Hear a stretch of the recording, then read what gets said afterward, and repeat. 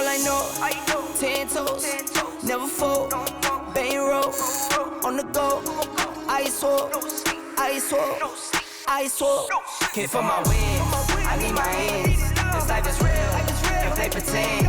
Came off the bench, I get it in, I get it in, I get it in. Came for my wins.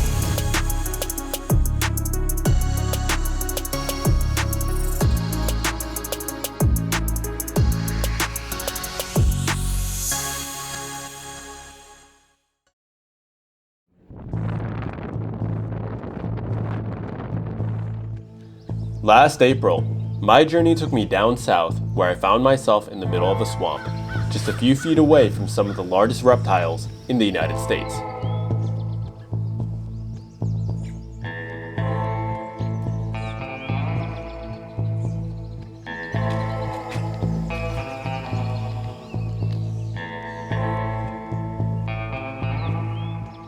But this isn't Florida. It's actually just an hour south of Houston, a city where you can find some cool workouts and delicious food. So welcome to this episode of Myoglobin, where we'll be checking out Houston, Texas. Our trip begins in Brazos Bend State Park, located within an hour of Houston. Going in, I didn't expect to see so much wildlife in South Texas. But to my surprise, the area is dense with alligators and interesting bird life.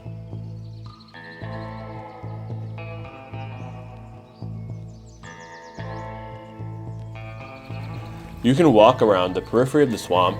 There's a nice paved pathway that gives you a great view of the birds and gators. But with 37 miles of trails, the state park has plenty to explore. And while you normally see the alligators from a distance, don't let your guard down.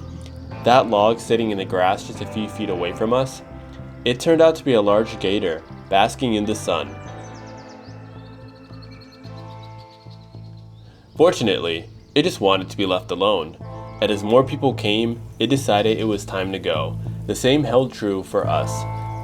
Brazos Bend was a cool place, a little off the beaten path, but still worth checking out if you're in Houston and want to see some nature. But it was time to return to the city and get some work in. For this episode, I decided to do something different. It was time to try something new, something I'd never done before, something that once I learned, I could pretty much do anywhere and anytime. Calisthenics is what came to my mind, but I wasn't sure where to train. I found my answer at Memorial Park. Enter the Houston BarFreakz. Came for my wins, I need my ends. This life is real, and play pretend. Came off the bench, I get it in, I get it in, I get it in.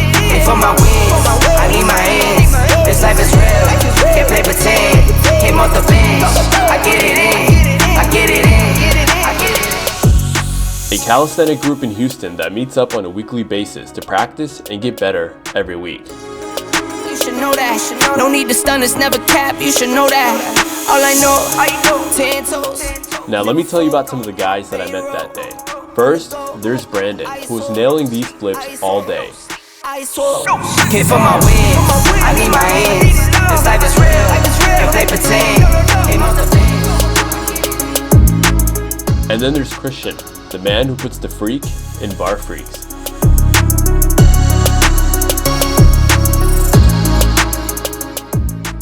Then there's Jeremy. He's the one who introduced me to the BarFreakz. Now let's talk about the founders. First we have Jared, aka Mr. BarFreak. I've never met anyone who comes up with a more creative and unique set of workouts than he does.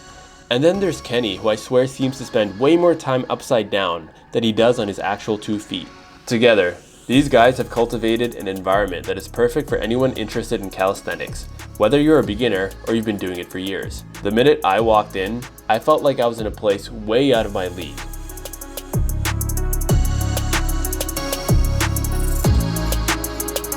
But as soon as I expressed an interest in learning, everyone welcomed me right away and offered to get me started.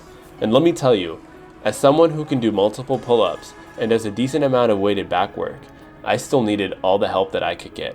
I found that simply attempting the explosive movements required in calisthenics was exhausting.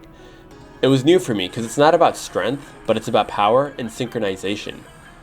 Trying to do a muscle up was brutal for a first timer like me, but you gotta start somewhere.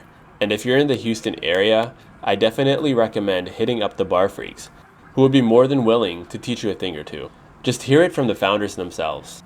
Tell me how you guys got started on calisthenics and what motivated you to kind of start this group? So for me, I would say it started about 5 years ago, just learning basic handstands and on YouTube, searching up different things. Eventually I started getting on Instagram and I started using the hashtag Houston Calisthenics. There wasn't much on there, but eventually I found this guy there and I saw him doing some things I could not do, so I reached out to him, just saying hi.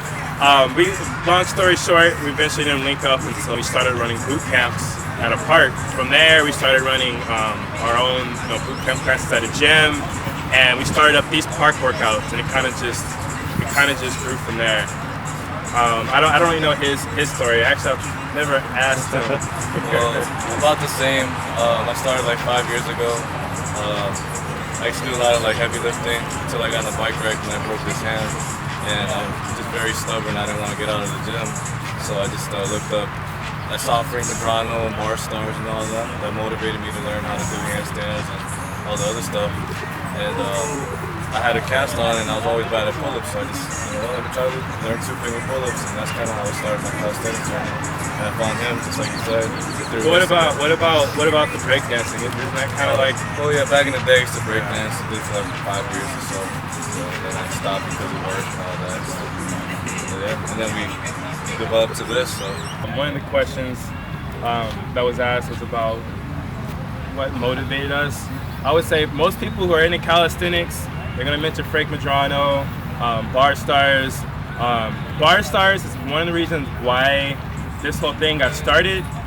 So bar stars, the huge calisthenic community, they have a big Instagram and YouTube presence, but I wanted to duplicate that here. I don't know if there's like a how-to on the internet. I've actually never Googled that. But hey, look, here's the how-to. The way you do it is you just do it. You just gotta start. So one of our biggest things is like leading by example. So at the beginning, we would just show up here and it might just be 1 or 2 other people. But we started doing that, and then friends will bring other friends, and it kind of just grew from there. And we did that consecutively for going on 4 or 5 years now, and it's kind of just grew from there. Yeah. How many people usually come out on average? about 20 to 25. Yeah, kind of like this, pretty much. Yeah. And we try to switch it up. So sometimes we might have it at a gym, the athlete gym, or sometimes we might have it here at the park. It's kind of depending on the weather, and also to change up the scenery. We might get people that come out who don't want to necessarily be at the park, but they don't mind being inside of a nice closed AC area, with the tank and that. I just don't like being outside, but I'm here, networking. Yeah, that was good stuff, man. Yeah. Alright, so I know I didn't do much of a workout besides some calisthenic practice, but it's the intention that counts, right? Let's hope so, because I need to reward myself, because I'm in Houston and I was really looking forward to the food. So to refuel myself, I started off with Pinkerton's for a quick bite. Pinkerton's is famous for its Texas-style barbecue brisket and ribs. But if you want a bite, you have to stop by early. Many of the dishes are sold out early in the day, and we missed the ribs, which were sold out by lunchtime. But after ordering, it's easy to understand why. This brisket was one of the best meals I've ever had. But I wasn't done. I mean, my lame muscle-up attempts deserve something, right? So next up was a trip to M&M Grill for some quick burgers. And we have to follow up that meal with some dessert, like some liquid nitrogen ice cream. Oh, and New Cafe is the place to go if you're looking for some unique Taiwanese snowflake ice. So it's good when he forgot I'm still recording him.